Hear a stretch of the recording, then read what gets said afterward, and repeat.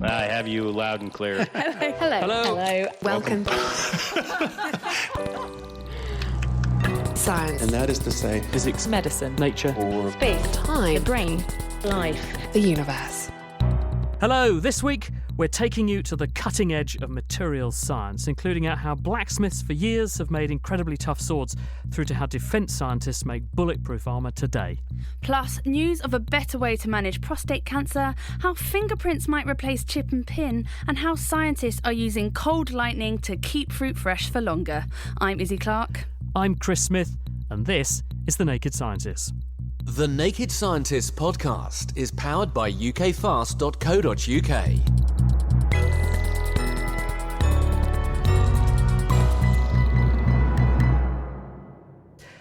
Every year, tens of thousands of men are diagnosed with cancer of the prostate, the gland that sits at the base of the bladder.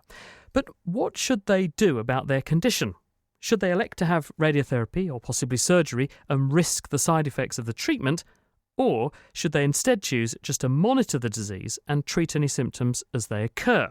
Because, in their case, they're actually more likely to die of some other disease before the prostate cancer actually causes a problem for them. This is the quandary faced by patients every day. But now, researchers in Cambridge have developed a predictive tool that uses various measurements from a patient to calculate the benefit to them in terms of how their life expectancy may change if they do or do not decide to treat the disease. It's called Predict Prostate, and Chris went to talk to one of the brains behind it. My name is Vincent Gnanapragasam. I am a consultant urologist at the University of Cambridge. We have produced a new tool that will help men newly diagnosed with prostate cancer to decide whether or not treatment is right for them, and to help them make decisions whether these treatments are going to benefit them or whether or not they won't. Prostate cancer is a very common disease, and as we men get older, that is a disease which is almost inevitable in some cases. But not all prostate cancers will go on to cause problems or indeed result in cancer-related death. In fact, you're more likely to live with it than to die from it. So we set out to understand what are the attributes of these cancers which we can actually identify, which informs an individual when they're newly diagnosed about whether or not they need treatment up front. When we're considering prostate cancer, how many cases are there in a country of the sort of size of the UK and our population demographic at the moment? Well, at the moment, we are diagnosing approximately 40,000 men with prostate cancer every year. And we know that the data projections are that by 30 years' time, we are going to actually be diagnosing about 70% more. We're also getting much better at picking it up and picking it up in an early stage. And all of this is going to result in many, many men being diagnosed with prostate cancer and potentially living with that diagnosis. One of the questions that always goes with a screening programme is, if we look for something, we've got to be able to do something about the thing we're looking for and do something about it in a good way. So do you know that when we do intervene in prostate cancer, we're actually improving the prognosis for that person? We're not just labelling someone, now you've got prostate cancer, now you live with all these side effects we've inflicted on you, but actually we've not really changed the outcome for that person. They're not going to live any longer. So that is at the heart of the Predict Prostate tool. The key point is, what do you do with a new diagnosis? And Predict Prostate was constructed to actually help an individual understand that if you have a new diagnosis, you may need treatment because you can see clear benefits from that. But in some cases, you may not see a huge benefit from that. And it also then gives confidence, we hope, that they can live with that slow-growing indolent cancer, which is unlikely to cause a problem, but they can know that with a little bit more surety than just by being told by someone that that's the case. How did you design this model, or how did you create this? We took a population data set from the east of England of 10,000 men, and we used statistical models which had been developed by our collaborators to actually construct the model.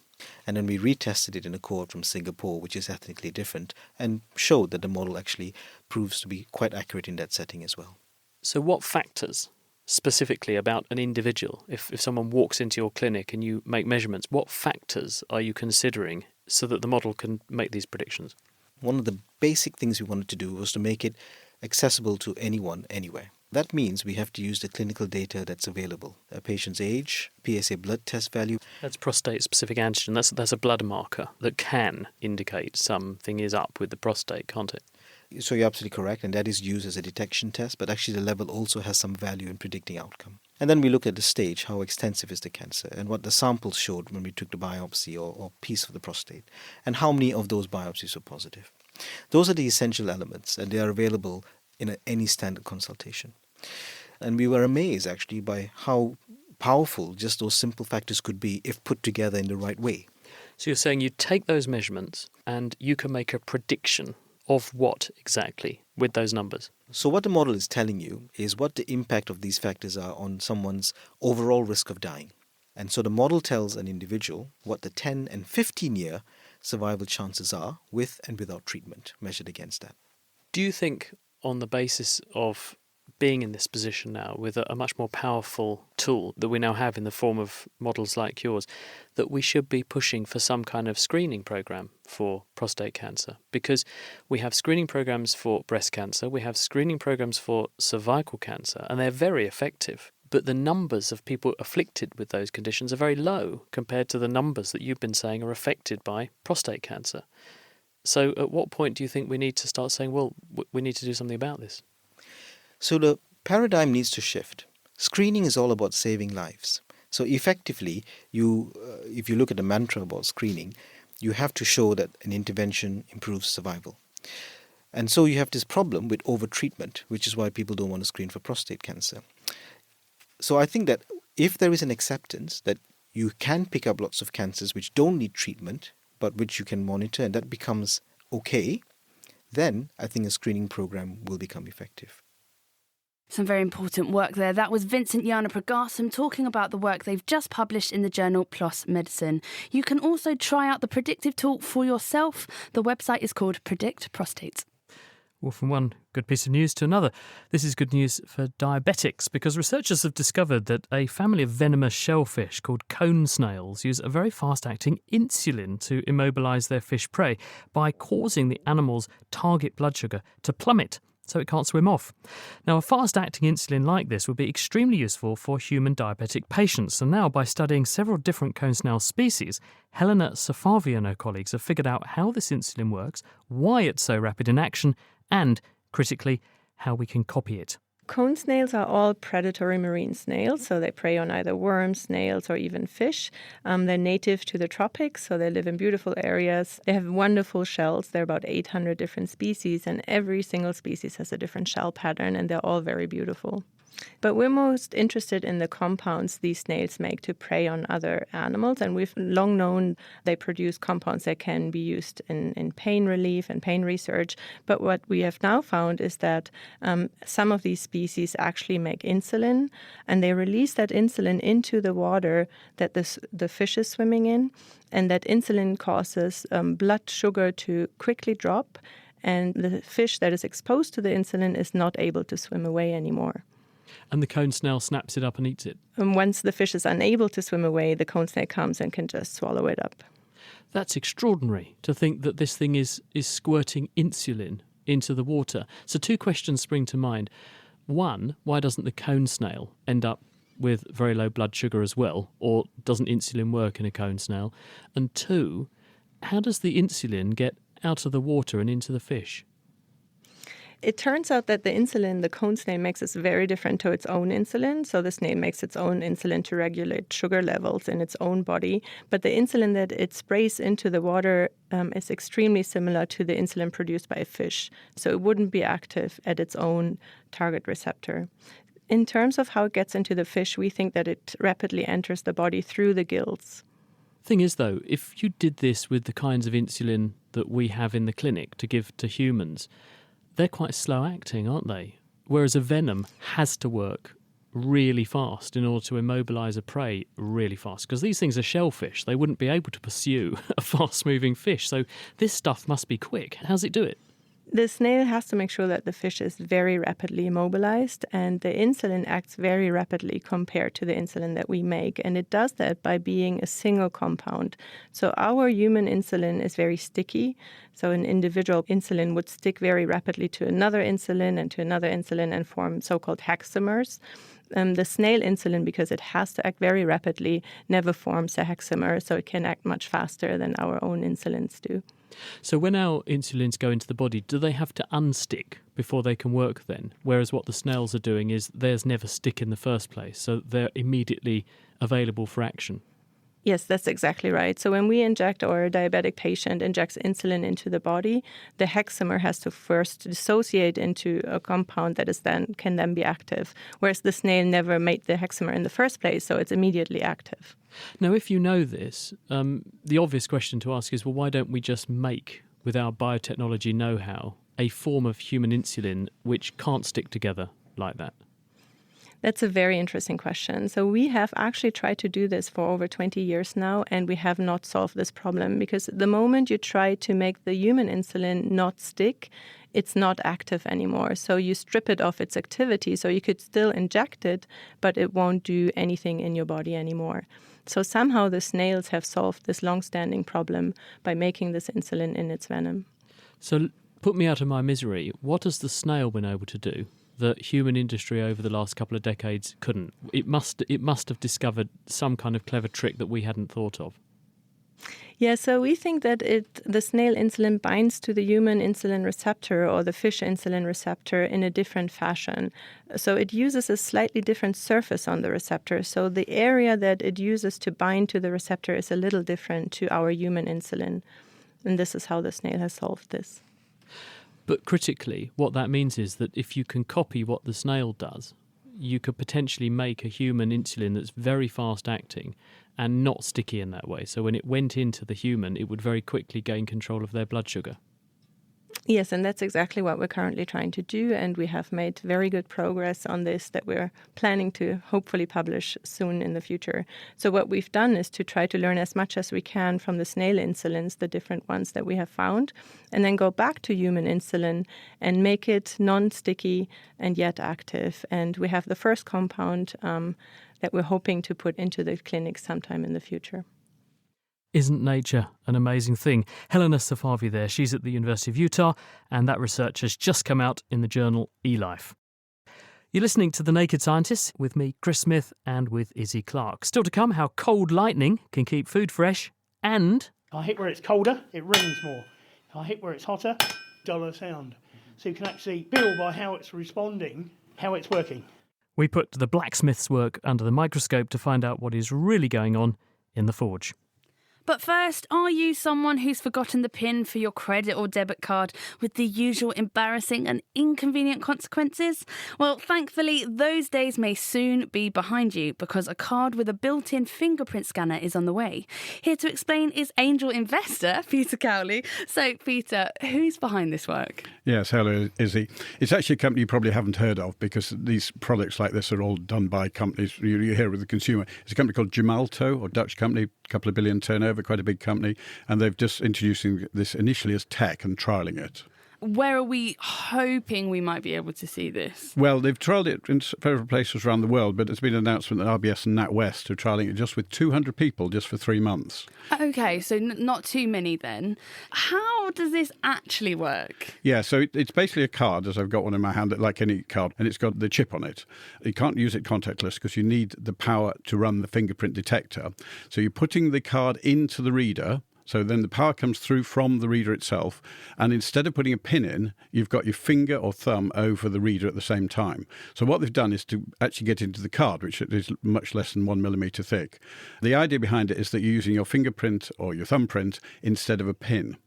Now, the advantage of that is that pins are obviously forgotten, as you say. My late father used to keep his pin attached to his card. It's not a good idea. And also that the pin itself, you're probably not aware, but the pin can be stored on the card, but it also can be stored remotely. So there's a possibility the pin can be intercepted, whereas the fingerprint will be stored purely on the card in the same way as it is in your phone, if you've got a fingerprint recognition on your phone. How secure is this, though? Well, this is a good question. In fact, I don't know if you're aware, and Chris might be aware, that even identical twins do not have the same fingerprint. And it turns out it's because there's a level of nurture, rather than nature, i.e. how long the umbilical cord is even, whether how fingerprints changes. So we are all unique, basically. I was just going to ask you, how the fingerprint scanner works, because there are several ways to scan fingerprints, aren't there? There's just the mundane way of taking a picture, which is pretty easy to fool. And then there's the way that most phones work, which is they're measuring the electrical capacitance. But then there's this newfangled way, which is it stores an ultrasonic measurement of the fingertip, which is much harder to dupe. So which of these is it? I would suspect, and there's no technical information on the net about this, but I would suspect it's the capacitance one, because you've got to get it in such a small space. This is 0.75 of a millimetre, so that's got to have both the reader and all the electronics behind it and all the wiring, etc. So security, yes, it's likely to be much more secure than a pin. Okay, and, cost effective, how much does it add to the cost, say, of operating a card? Again, they don't know yet because these are really small trials. But if you take a standard card, it's about 10 or 20 cents to manufacture in big volumes. If you take it with a chip in as well, it's $1 to $2. So it's going to be more than that. But the cost of actually distributing the card and the pin and everything else by the bank to people like us is a multiple again. So the card cost is likely to be more. It comes down to whether it's worth it for somebody. Now, is it for the people who forget their pins or perhaps have some issue with remembering pins? Chris, do you remember your pin? I struggle because I've got so many cards, like passwords, because we've got to the point now where we've made passwords so uber complicated with 15 different types of special character, plus a number, plus a capital letter, a lock of your mother's hair and a DNA sample all wound into your password. You can't remember any of them. So what do? You write them down. Exactly. But the point I was going to make about cards, is this fingerprint business a sort of solution to a problem that we really haven't got anymore? Because are cards really going to be around? Do you see a long-term future for cards? Because everyone's paying with phones and things. Exactly. These days, and in fact, as you know on this programme before, I have an Apple Watch. And because Apple have done a deal, in the same way that Google will have done a deal, I can spend several £100s on my wrist. I'd use cash probably once every 5 or 6 weeks. I use my card only when it's, say, in one of the big supermarkets around here, and when you get stuck at the £30 limit. So otherwise, I don't. I think it's more going to be used for people who do have a problem with remembering pins. So I think that will actually work. But how big is that subset of the population? And, if it's related to age, they obviously get older and use less. So if you take the sort of millennial going through, it may not be needed. So I think it's probably, and this may be very unfair on the manufacturer, probably a piece of tech that are trying to see if there's a market. And you said that it's going to be a small trial, so when is this coming and where? It's coming in the next 2 or 3 weeks, I think, in the UK. But it has been trialled around the world. So they're obviously trialling it out. But it's not, I think the tech probably works. It's whether the market, i.e. us, want to adopt it. Well, Peter Cowley, thank you very much. Thank you very much. Actually, Peter, I can quiz you about something, because it's not about credit cards, but it's actually about food. But how much food have you thrown away, do you think, this week? This week, well, because I eat out so much, I don't know the answer. You're a bad person to ask. Chris, I think. So. Well, no, it's a serious question, because if my fridge is anything to go by, I'd say a huge amount. Were you the same as he? Yeah, I had some questionable celery in my fridge and definitely leftovers that I have every good intention of using, and then they just end up in the bin. Yeah, I'm as bad as the next person. Apparently, the amount around the world of wasted food we buy with the best intentions and then don't use is criminal, really. Yeah. But thankfully, scientists in Australia reckon they got the answer.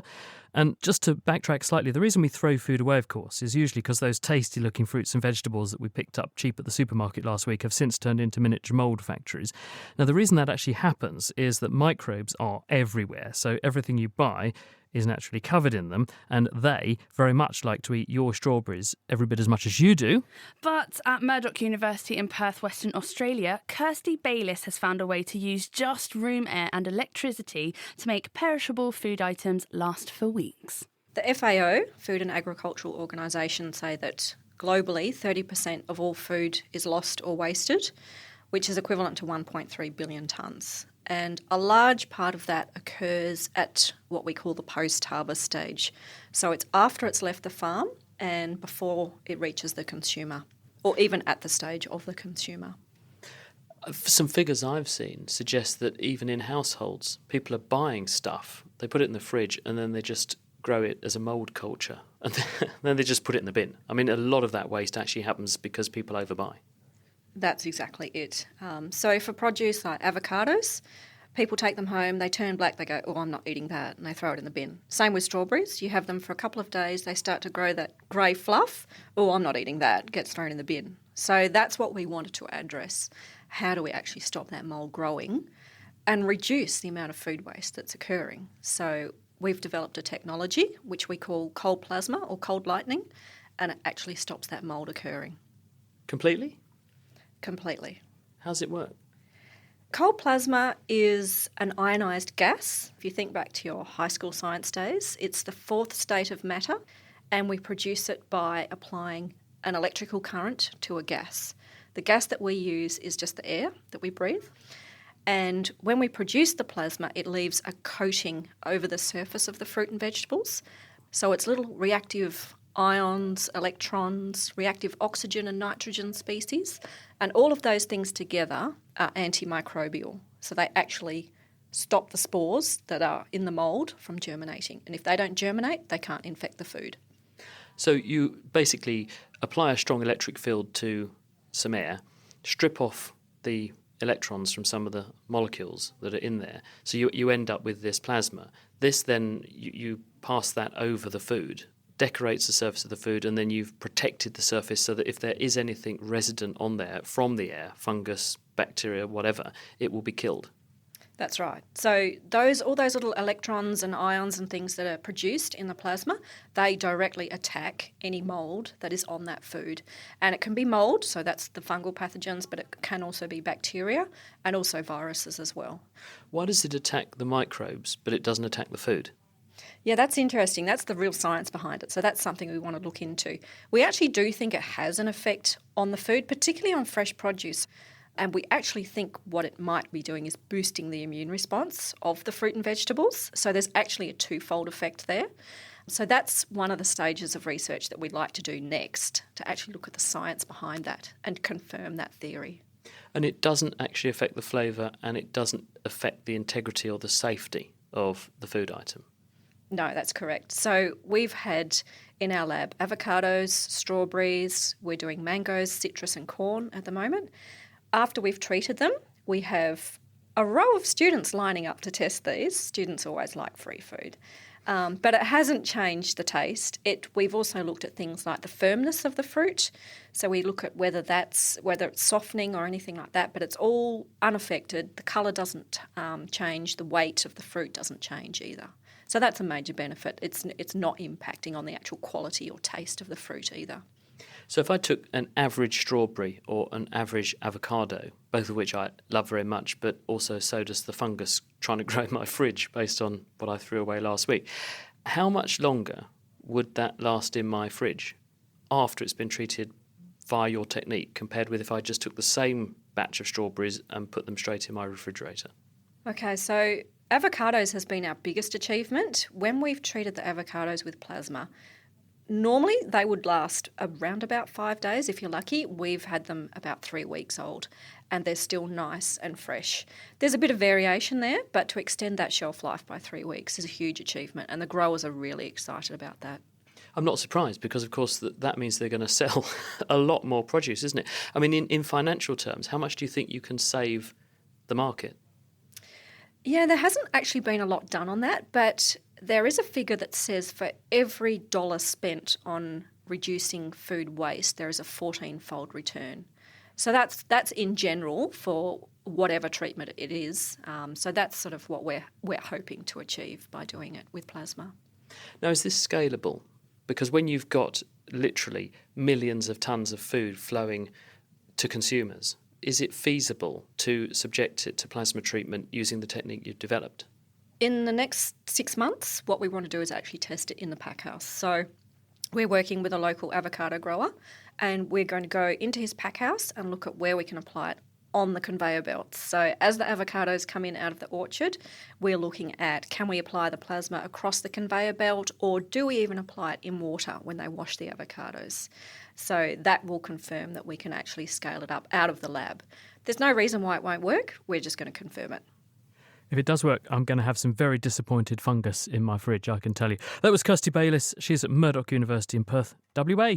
And if you'd like to find out more about any of the stories we've covered this week, all the transcripts and the papers can be found on our website, thenakedscientist.com. The Naked Scientists podcast is produced in association with Spitfire, cost-effective voice, internet and IP engineering services for UK businesses. Find out how Spitfire can empower your company at spitfire.co.uk. Now, whatever you're doing right now, and with the possible exception of driving, just stop for a second and take a look at how many different materials you can see around you. Well, around me, I've got plastic microphone mountings, I've got a wooden table, metal hinges, I can see LCD screens, glass windows. But where do these materials come from? How are they developed? And what new materials will we have in the future? This week, from the blacksmith forge to 3D printing, we're exploring the cutting edge of material science. And speaking of blacksmiths, one of their roles in days gone by was making weapons and armour from steel. And although the blacksmiths didn't realise it, when they were beating a piece of metal, they were actually driving atoms of carbon from their forges into the crystal structure of the iron, and in the process, turning it into very hard steel. Jack Taverner went to speak with Magnus Sigurdsson, who still makes swords and other historical implements the way that traditional metalworkers have been doing for centuries. Swords and armour were our best friend for thousands of years, both weapons of war and means to protect families and possessions. And though we may not use swords any longer, modern armour and blades are still very relevant, and they were all made with steel, a metal that can be shaped into almost anything. Now, safe to say, it's pretty hard to find a local blacksmith these days, but Magnus Sigurdsson is one of only a few people in the UK who can make traditional swords, daggers, armour, you name it. I went to meet him at his forge and he showed me the traditional method of making a blade. To start, we simply needed the all-important piece of steel. Iron is incredibly difficult to harden. If you turn it into steel, which is just actually iron and carbon, and you can vary the amount of carbon and the different types of heat process, it can be used for most things, from making cooking pots to decent blades to suits of armour. The other thing, of course, is iron ore is a lot more common than copper and tin, so it's easier, it's more available, it's more out there. A lot of positives to using steel then, but it's reliant on the carbon content within the iron to make it hard. To understand how carbon does this, imagine a cup of tea and adding a sugar cube, creating a solution where the sugar particles are evenly dissolved throughout. The carbon in the steel is just like the sugar in the tea. The carbon fits in the gaps of the iron's crystal structure, preventing the crystals from moving and increasing the hardness of the whole material. It's difficult in that time, because of the smelting process, to get good quality steel that's high carbon content all the way through, a homogeneous piece of steel with good quality carbon all the way through, sort of evenly dispersed. So you can control it to a limited extent on a charcoal powered forge by just heating it through and stacking it. You get to a temperature before the carbon is burnt out that it'll absorb carbon. If it's in basically a stack with almost no oxygen at the right temperature, it will absorb the carbon before it burns it out. So that's the point. You bury it in all this charcoal. Yeah, heat it up nice and slowly. All the carbon transfers, and then that's what gives you that hardness that you're looking for. I mean, this is the way they would have done it, through the medieval period. The forge was already lit, so we stoked up the heat using bellows that filled an entire room next door to blow air through the fire and crank up the flames until they glowed a bright bluey purple colour. Magnus buried our bar of steel into a ferocious charcoal fire at 1,300 degrees Celsius. Temperatures this high caused the steel to glow bright orange and become soft, so that it could be worked into the shape of our blade. He pulled it out of the fire and started beating it with a hammer over his anvil. That's right, that large chunk of metal often dropped from the sky in the cartoons. And this continuous bashing has a lot of benefits. It's moving it into a different shape. It's also refining the structure of the steel as you work it. So it's making the structure finer, so you're actually improving the quality of the steel. What you're doing here is making the crystals smaller and finer, so you've got a smaller and finer grained structure. You're also working by the feel of the metal and the sound. If I hit where it's colder, it rings more. If I hit where it's hotter, duller sound. So you can actually feel by how it's responding, how it's working. Everybody thinks it's actually the hammer that's doing a lot of the work, but you're actually using the anvil to keep the surface smooth and get rid of the hammer marks. As you can see now, it's really lost colour very, very quickly.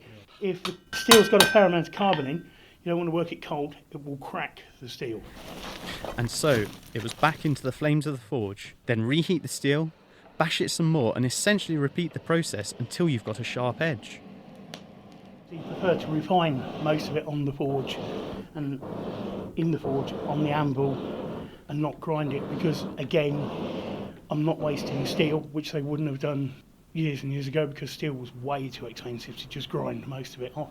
And I feel we get a better quality product. You know, as I said, you're refining the structure of the steel all the way through. So why just grind most of it away? How do they know how to make all these different materials? Trial, error, inspired guesswork. At the time, they weren't sort of sticking all this under an electron microscope and looking at the structure and things like that. And what they found worked, they stuck with. And there were sort of rituals that each blacksmith would have. Water is brine at a certain temperature because that worked for him and everything else. I mean, if he had an amazing day and did everything perfectly well and he tripped over the step coming in the forge in that morning, he would then try and make that part of the ritual. We know in a lot of cases they carried on using processes where only one bit of the process gave them what they wanted, but because they discovered it by using the other processes, they kept the other processes in.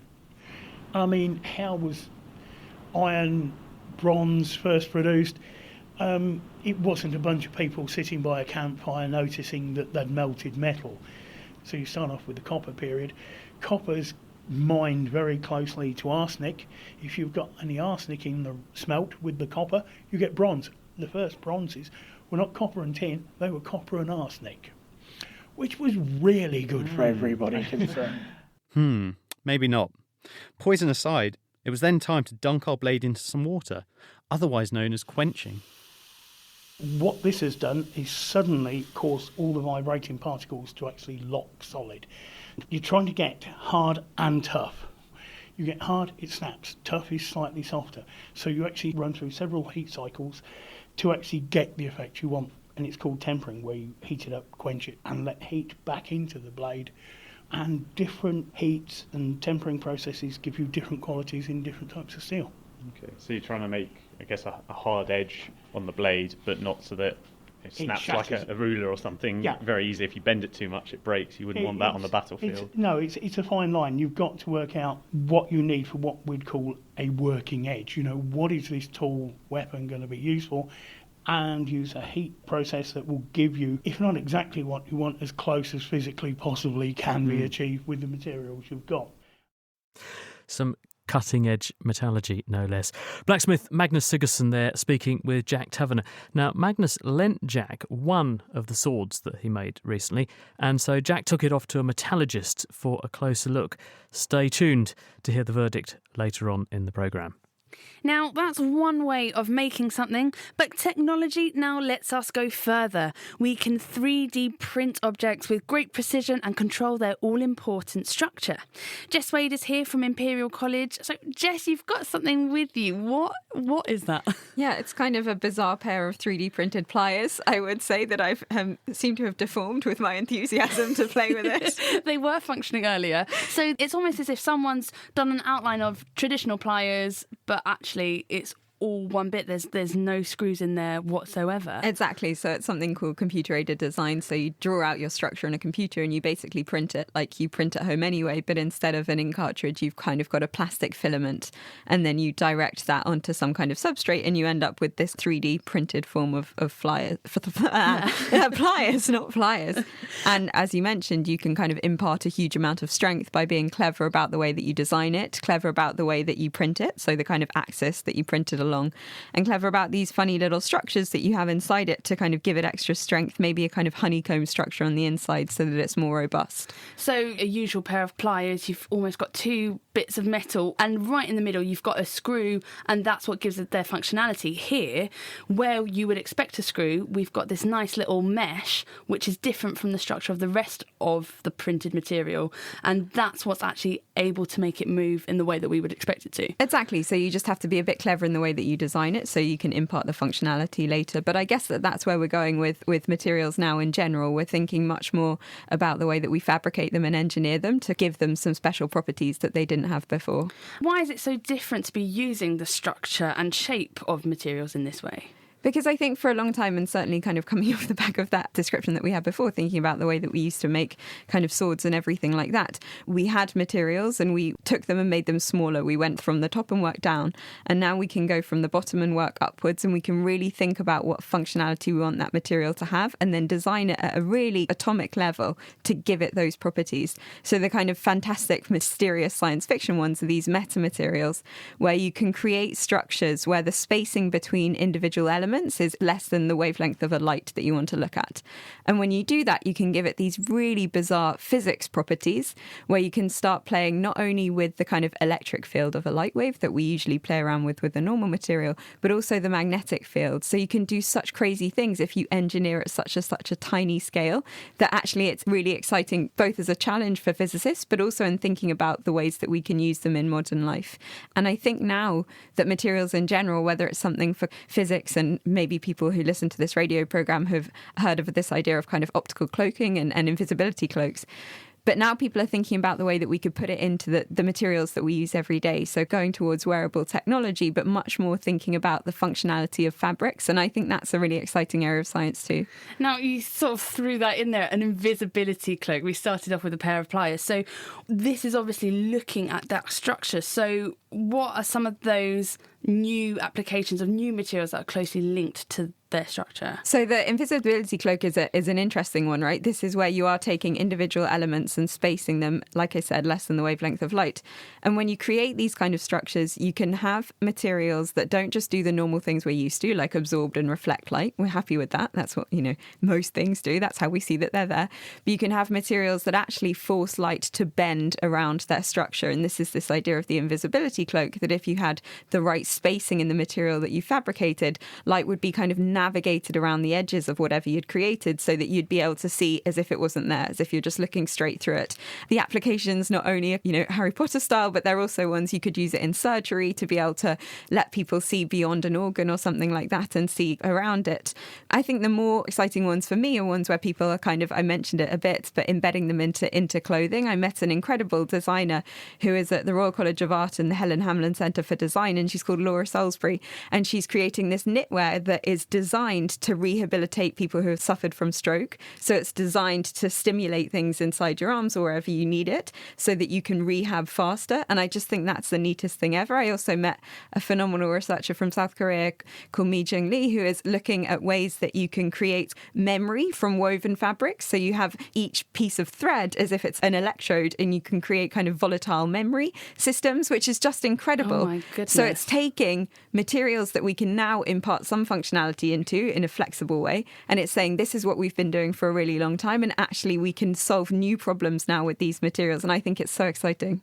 Is this the future then of wearable material technology? I mean, how close is it to reality, and how soon could we be seeing things like that? I think we're completely there at reality. I think right now it's pretty niche to take these materials, whether it's kind of for sports rehab or because you want to have some kind of memory system in your shirt sleeve, but I think we're completely there scientifically, and we just need better interaction with designers and scientists to make it happen completely every day.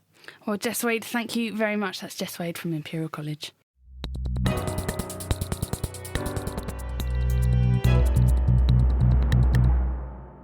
You're listening to The Naked Scientist with Chris Smith and me, Izzy Clark. Still to come, where do lost socks go in the wash? Before we come to that very crucial question, though, this week we are discussing the past, the present and the future of materials. And earlier on in the programme, Jack Taverner was with blacksmith Magnus Sigurdsson at his forge. Now, Magnus kindly lent us a beautiful Japanese blade that he's made. It's called a katana. And so Jack took that to the Materials Science Department at the University of Cambridge to show it to steel specialist Harry Badisha.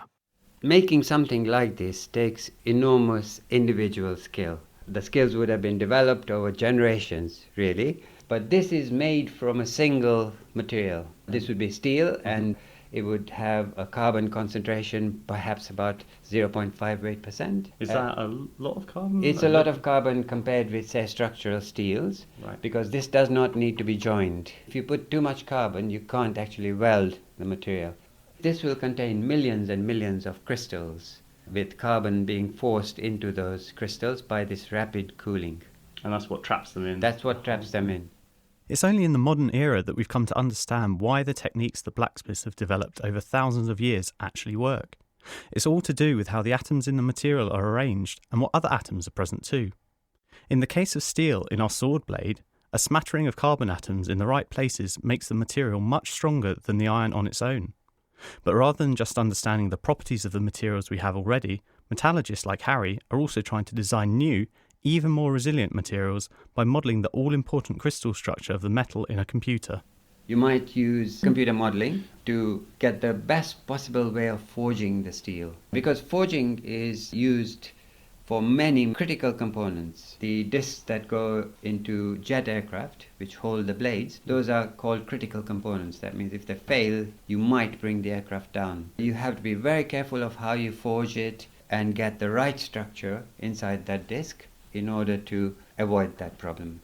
And it's also not to say that computer models always work, because the subject is incredibly complicated and we are continuously trying to make better and better methods of modeling materials. But we are not there yet. Nevertheless, this approach has enabled Harry and his team to develop some extremely effective new materials. He pointed out a sheet of dark grey metal, roughly the size of a computer monitor, that is just 5mm thick, but still capable of stopping a bullet in its tracks. Surprisingly, it's also not a solid sheet. It's covered in a regular pattern of tiny oval-shaped holes known as perforations, and the material itself is a form of steel the team have engineered called superbainite. It's special because the production process means that the metal forms billions of tiny crystals, a tenth of the size found in normal steels, and this is key to its strength. There are so many boundaries between crystals that if I add up the area of the boundaries, it's about 100 million square meters per cubic meter.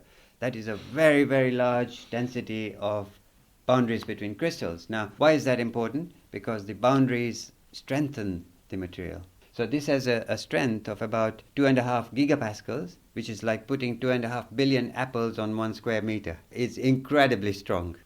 When you make things strong, they are not particularly tough. That means they can't absorb too much energy. So, if you fire a projectile at it, it will defeat the projectile, but there'll be too many cracks. So what we do is we put systematic perforations inside the steel, which have two purposes. One is that the edges of those holes, they help to deflect or destroy the projectile because they are sharp edges. The second is that because these perforations are smooth, if a crack forms, then it's blunted by them. If you look at this object, it's had multiple hits, and yet the whole piece of armor is still integral. And of course it leads to a reduction in weight, which is a good thing if it's on a vehicle.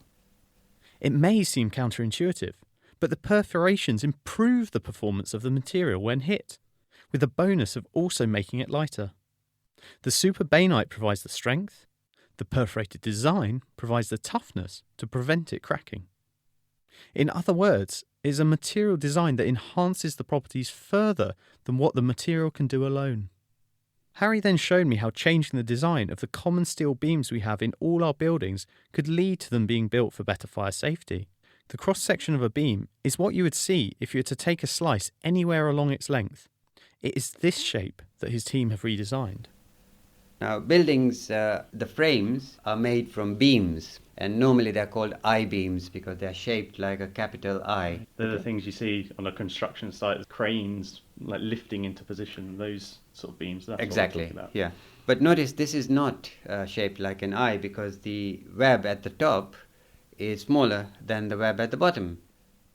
If you imagine a capital I, the webs of the beam are the flat lines that sit on the top and bottom. Usually they'd be the same size, but in Harry's design, the top one is made smaller than the bottom. The important thing about this is that the top web is smaller than the lower web. And the reason is we wanted to actually put the floor in between these two instead of on top. So rather than resting the floor on the top web of the I-beam, in Harry's design the floor slots into spaces on the sides of the beam, the vertical part of the I, meaning the top can be much smaller and lighter. But there's another major advantage: fireproofing. Steel softens when it gets hot, so building designers currently have to cram large amounts of insulation into the spaces around the beam to prevent it melting. Harry's design means you can use the floor itself as the insulator. Normally you put a lot of fire protection on these beams so that if the building catches fire, you have 1 hour before it collapses. So if you remember the attacks in the USA, the Twin Towers. Twin Towers, they collapsed almost after 1 hour. So you can remove the fire protection from this area where the floor slots in, and you save height. So it's integrated into one. The floor actually protects the steel from melting. That's correct. And this new concept of fire protection actually is effective. It's ingenious stuff, isn't it? Harry Badisha there from the University of Cambridge. So what else does the future hold for materials science? Well, with a rising world population placing increasing pressure on our resources, a major priority is to produce materials sustainably and also make the most efficient use that we can of what we already have. Now, this is called a circular economy, and it's a concept that Alicia Garmelovich has been looking at in some detail. She's at the University of Santiago in Chile. So, Alicia, first of all, what actually is a circular economy as it applies to materials? Can you give us some examples? That's a great question. So it's usually thought of in terms of two major cycles. One is the biological cycle. So on the one hand, we're looking at materials that can actually enter back into the biosphere and be returned and actually regenerated on the basis of natural systems. And then another cycle is technical materials. So those materials that don't very well go back into the biosphere, but we need to then engineer ways to return those back into useful purposes for our human industry. So in terms of the material cycles, it's usually broken up into those two sections. So at the moment, for example, I get some oil out of the ground, I turn it into a plastic bag. This is a very bad example of a circular economy because it's a one-way street. I've made the bag, it's going to sit there in landfill for potentially thousands of years. Precisely. Yes. So that's a good example of the linear economy that we have now and the problems underpinning it.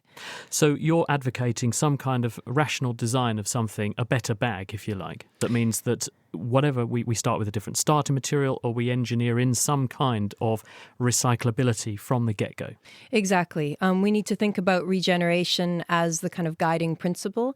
And one of the major things that my work focuses on is reimagining where that takes place, the scope and scale. So one of the things that is currently in the discourse of the circular economy is the idea of cycling. That's kind of implicit in the concept. But what is the kind of next generation, I think, of work in this area is looking at what appropriate scale can we make the materials and return them back. So if you look at natural ecosystems, you look at how materials, actual molecules get absorbed into the organisms that then build habitat, etc. But that's usually at nested, quite local and regional scales in terms of the cycling. What we do now is we dig up minerals from mines or petrochemicals from large deposits and then create huge global supply chains in order to actually transport those materials around the world. The problem is that you then have centralized material production and distributed waste. And when you think about that as an issue of trying to pipe that back into all that distributed bits of waste back into a centralized production system, it's incredibly uneconomic and very difficult. So one of the ideas is decentralizing that type of material supply chain into more nested nutrient networks. That's true of economies and industries all over the world, isn't it? Because I was shocked a few years ago when I learned that the prawns I cooked for dinner one evening had been caught on one side of the Atlantic, shipped all the way to Thailand, shelled on the ship, cooked out there and brought back for me to eat. So those prawns had travelled further in their lifetime than I have, probably, around the planet. And you think of the carbon cost of that. But it's not trivial then, is it? Because the whole world economy is geared up around making stuff at scale and then moving it round to an end user. So what you're advocating is a massive, massive overhaul of how we make stuff and use stuff. Precisely. And I think it's a really good analogy to look at food systems, that there's really good logic for more regional and local supplies for reasons, and also energy. So, the kind of renewable revolution that's happening right now is a look at, it's starting from the premise of what is around you, what makes sense to be adaptive in this place that we live in.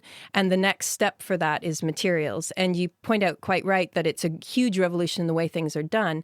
However, there are seeds of change that are out there right now. For example, in the digital fabrication space, where fab labs and maker spaces and local communities of production are popping up everywhere. That gives hope for a more decentralized or distributed manufacturing landscape that currently is, in the wings, so to speak, but could be a harbinger for a more greater future transformation in that sense. But I get what you're saying. The thing is that if you look at, say, computers, mobile devices, they're all mass manufactured in China. and they're travelling enormous distances. Some of the materials travel enormous distances, but they're also being made where those materials are in abundance. Now, we're not just going to wean the entire world off overnight of having a laptop and an iPhone, are we? So there are going to be some things that presumably are not amenable to doing this, that there are going to have to be exceptions. I think that's true. And I think you have to look at the kind of volume of materials that we want to focus on in terms of making that change to begin with. We focus a lot on plastics. We focus a lot on materials that can be sourced from abundant sources of nutrients from biomass. So, for example, cellulosic, lignocellulosic materials that are the building blocks for trees and all plant matter, basically, that's highly distributed and abundant all over the world, as well as, for example, we're doing a lot of work on making algae-based bioplastics. Agar is a biopolymer that you can make from algae, but that is actually common to a phylum called red algae, which contains about over 4,000 species that is highly distributed around the world. So the idea that you can actually make and fabricate functional plastics pretty much anywhere on the planet is the vision that we see as completely possible. The other aspect is that when you combine that with technology that's highly participatory in terms of using green chemistry methods that's low heat and low pressure. Basically, the plastics we're making, you can make in your kitchen or at least in a small lab. That's the kind of technology that allows more people in more places to participate in this new materials economy. It just seems amazing that we've spent all of our history scaling things up and working out how to make bigger things and get them to places faster. And now we're bringing it all back to home and making it local again. Making it artisan almost. It's extraordinary. I think that's an interesting trend. I think that on the one hand, you have things that will be large in scale and then other things that will be small scale. It's more of the question is what's the appropriate scale for the type of material and type of production that we want. Alicia, thank you very much. That's Alicia Garmelovic, and she is from the University of Santiago in Chile. Thanks also to our other guests this week, Magnus Sigurdsson, Harry Badisha and Jess Wade. And thank you very much to Jack Taverner, who helped to put the programme together. We hope very much you have enjoyed our romp through the world of materials and that actually you realise that maybe materials are more than just what they're made of when you look at them. And to finish, it's time for Question of the Week. Hi, this is Khani Sakharin from Israel. My socks never stay together in the wash. One always disappears. Is there a scientific explanation for where those socks go? And why are they so unhappy in monogamous relationships? I can completely relate. I'm particularly bad at losing socks. And even if a matching pair make it to the washing machine, I'm often only left with one after a spin. But why? On the Naked Scientist forum, Chiral SPO says, personally, I blame entropy.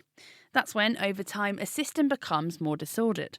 Whilst Colin 2B says, it's well known that in the presence of washing powder in a controlled environment, a pair of socks will decay into a single sock and a lump of fluff. Over to Rob Easterway, mathematician and author of How Many Socks Make a Pair. The reason why socks disappear is down to the scientific principle known as Murphy's Law. Essentially, anything that can go wrong will go wrong. It turns out that it's statistically likely that even if you start with socks in pairs, you will lose some and end up with numerous odd socks. Let's suppose you have 4 pairs of socks, red, blue, green and white. And let's also assume that every time you wash your socks, the machine randomly loses one of them. This actually happens. Our washing machines are also sock-munching monsters.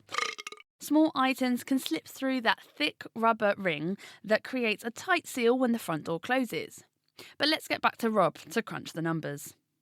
Given that you start with 4 pairs, the first sock that the machine loses, let's say it's a red sock, is 100% certain to leave you with an odd sock. Now you have 7 socks left. That means that 6 of the 7 remaining socks are in a pair, so there's a 6 in 7 chance that the next sock that's lost will form an odd sock. So already, after 2 washes, there's an 85% chance that you've created 2 odd socks. And it goes on. After the 3rd wash, with 4 of the 6 remaining socks still in a pair, there's a 4 out of 6 or 2/3 chance that this 3rd lost sock will also create an odd sock. In other words, after 3 washes, there's a higher than 50% chance that you'll now have 3 odd socks. The more different pairs of socks you start with, the higher the odds of producing odd socks becomes. Luckily, Rob has a tip for solving this problem and fighting the odds. Always buy socks that are one colour. You'll still lose socks at the same rate, but this time You won't notice it's happening. Oh, that'll solve it. Thanks, Rob. Next time, we're digging for an answer to Aidan's glowing question. Hi, this is Aidan from Portland, Oregon, and here's my question. I've heard that consuming orange carrots in high excess can turn your skin orange because of the beta-carotene.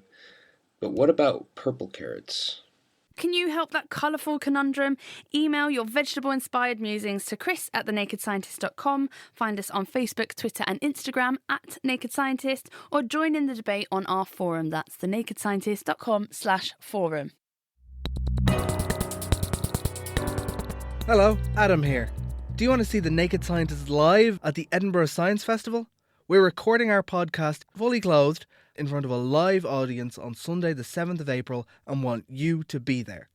To grab your tickets, head to sciencefestival.co.uk and search for The Naked Scientists. And that's it for this week. Thanks very much for listening, and do join us at the same time next week to hear us say hello tomorrow, because we've been to Paris to see some of the new technologies that are about to burst onto the world stage and change our lives, ranging from kites that generate electricity to noise-cancelling windows and a universal test for cancer. I hope you can join us. The Naked Scientist comes to you from Cambridge University and is supported by the EPSRC and Rolls-Royce. I'm Chris Smith, thanks for listening, and until next time, goodbye.